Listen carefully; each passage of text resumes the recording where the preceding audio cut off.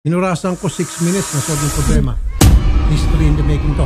Sabi ika nga nila, kapag mayaman ka at maimpluwensyang tao, madaling malulutas ang iyong kaso. Pero kapag mahirap ka at wala kang pera, sorry ka na lang dahil siguradong pagpapasapasahan ka. Kaya naman panoorin mo ang video na ito kung bakit ang ibang mga Pilipino ay hindi na dumidiretso sa korte o sa mga pulis at dumidiretso na kay Senator Rapi Tulfo dahil akalain mo 6 minutes lang na solve ni Idol ang problema. Magbibinggo na ako.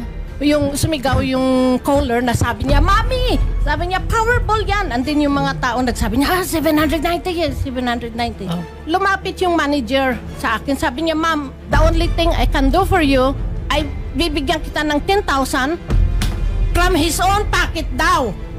Kahapon tinawagan ko na po si Ma'am Miller na pumunta na po sa office by tomorrow kasi isi-settle na po namin yung issue regarding nga dyan. Inurasan ko 6 minutes na solve yung problema. Ma'am Neptali, ano po ang naging problema? Nung March 22nd, Friday, nagbingo kami pero... Saan po kayo nagbingo, ma'am?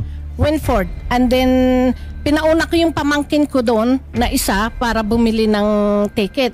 Sabi niya, oh, magbibingo na ako. So, sumigaw kami lahat. And then, nalaman lang namin na Powerball pala yung napanalunan namin. Dahil sumigaw sumigaw yung caller na sabi niya, Mami! Sabi niya, Powerball yan. And then yung mga tao nagsabi niya, 790 yes, 790. Oh, wow. Lumapit yung manager sa akin. Sabi niya, Ma'am, the only thing I can do for you ay bibigyan kita ng 10,000 from his own pocket daw. Sabi ka, manggagaling yun sa ano.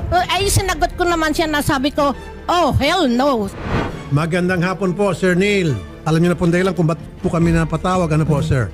Yes, sir. Actually, sir, kahapon tinawagan ko na po si Ma'am Miller na pumunta na po sa office by tomorrow kasi isi-settle na po namin yung issue regarding nga dyan. I-award na po namin yung price na unpaid namin sa kanila. 769,120 plus yung consolation price po na 10,000. Inurasan ko 6 minutes na solve yung problema. History in the making to. Okay, sir. Darating kami dyan. Kasamahan po namin sila. So na po. Maraming salamat po, Mr. Nahora, sir.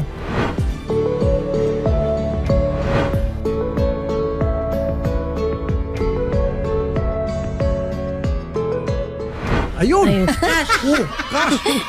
Daming pera. Bundle. O yun. Kitang-kitang ebidensya. Ayan. Papasalamat tayo kay Neil Najora dahil meron siyang isang salita.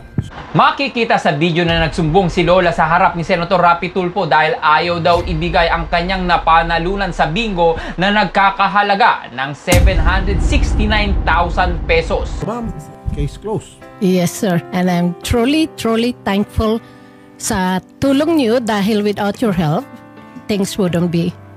Ako dapat magpasalamat kasi kung wala yung mga tulad ninyo nagtitiwala sa amin, wala pong programa ganito. Yes, sir. Thank you po sa suporta. Honored to meet you.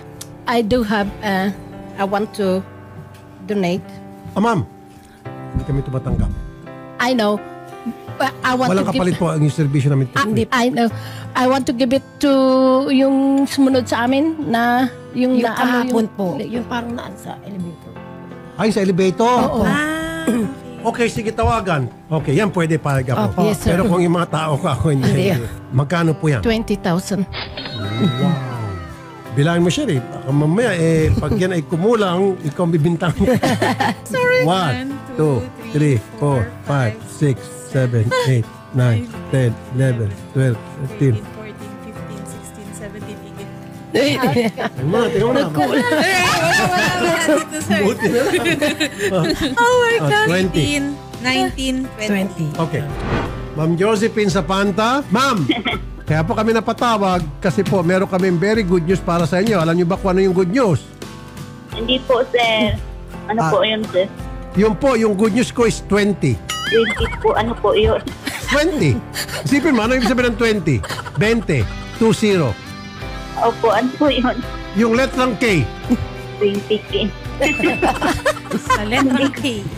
Oh. 20K. Sa letrang K. 20.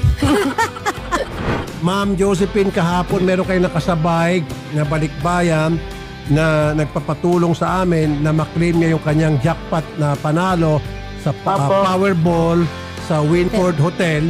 Natulungan po namin siya. Andito siya po ngayon. Natanggap na niya po yung 769,000 na panalo niya. Ngayon po, magdodonate siya ng 20,000 para sa inyo.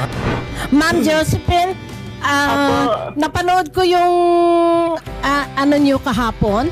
Kaya alam ko na deserve mo na magtulungan. So, Salamat po talaga, ma'am. Opo, salamat po. Laking tulong po yan, ma'am, sa amin. okay, you're very Thank you welcome po.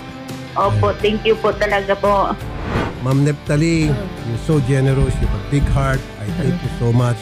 Good luck, ma'am, sa lahat ng mga endeavors ninyo, sa lahat ng mga ginagawa niyo, sa charity works ninyo. Ingat po kayo palagi. God bless po. Yes, sir. God bless po. Thank you rin po. Tandaan na ito ang isa sa mga dahilan kung bakit maraming mga Pilipino ang direktang lumalapit kay Senator Rapi Tulfo dahil nakakasigurado sila na direkta at may aksyon ang isang tulpo para sa mga Pilipinong mahihirap at naaapi. Kaya naman i-share mo na ang video na ito para malaman ng iyong pamilya at mga kaibigan na meron silang Senator Rapi Tulfo na malalapitan sa oras ng kanilang pangangailangan. Ikaw, bilang isang Pilipino, ano ang masasabi mo sa direktang aksyon na ginawa ni Senator Rapi Tulfo para sa problema at kaso ni Lola? Well, i-comment mo na ang iyong reaksyon sa video sa baba.